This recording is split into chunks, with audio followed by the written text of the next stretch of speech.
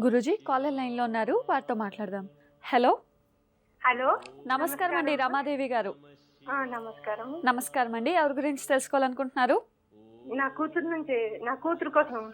తప్పకుండా అండి. అమ్మాయి పేరు, నక్షత్రం చెప్పండి. నక్షత్రం మూలా నక్షత్రం.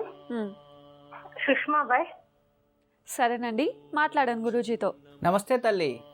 నమస్తే గురూజీ, మీకే పాదాల నమస్కారం.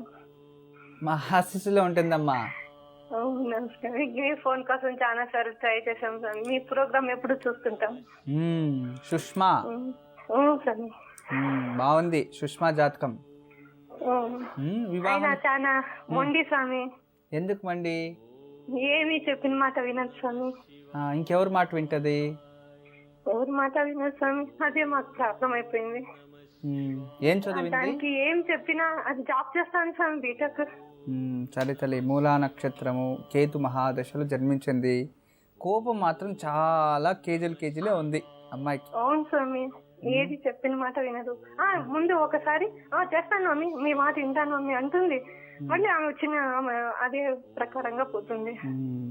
సరే తల్లి, ఏదైనా చెప్పినా నాకు పూజలు ఏదైనా చెప్పండి, నేను చేస్తాను సార్.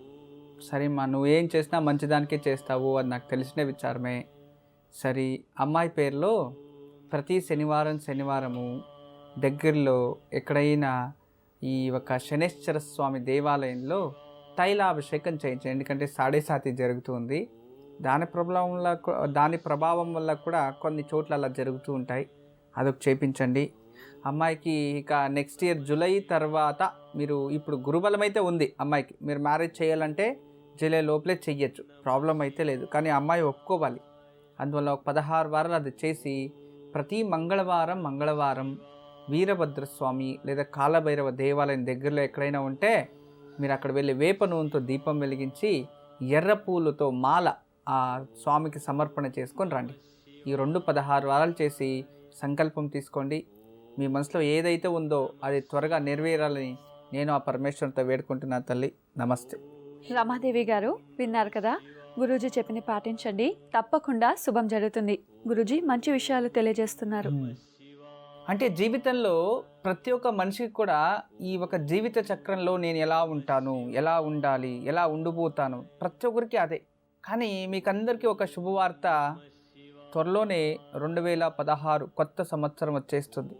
ఈ కొత్త సంవత్సరంలో ఏ రాశి వారికి ఏమేమి ఉంటుంది, గ్రహచారాలు, గోచార ఫలం, విదేశీ ప్రయాణం, పెళ్ళి, ఇవన్నీ కూడా మనకి ఉగాది నుంచి మనము చూసుకున్నా కూడా ఈ ఒక జైమిని పద్ధతి సంఖ్యాశాస్త్రము, జనవరి 12 నెలలు 12 రాసులు, జనవరి ఒక రాశి, ఫిబ్రవరి ఒక, ఇలా చూసుకుంటూ సూర్యుడు ఏ రాశిలో ఉన్నప్పుడు ఏ రాశికి ప్రతిఫలం అనే ఒక విధానం పైన జనవరి ఇదే ఓంకారంలో మీకు విశేషంగా మీ యొక్క 12 రాశిల భవిష్యము తెలియచేయబడింది.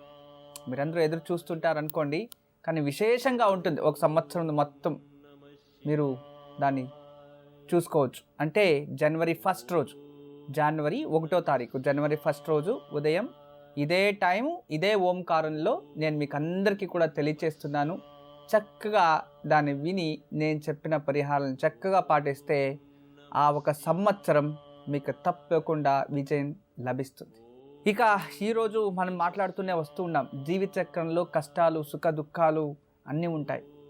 మనమందరూ కూడా సంసారము, అనుబంధము, కుటుంబము, ఇవన్నీ కూడా చక్కగా ఉండాలి జీవితంలోని. ప్రతి ఒక్కరు భగవంతుని దగ్గర వేడుకుంటూ ఉంటారు. ఎంతోమంది ఈ కాలంలో చాలా చూస్తున్నాం సంతానం. ఇక్కడ చాలా విశేషం ఏంటంటే, చాలా బాధ కలిగిన విచారం ఏంటంటే, ఎవరికైనా పిల్లలు లేదు అంటే వాళ్ళని దయచేసి అవమానించకండి.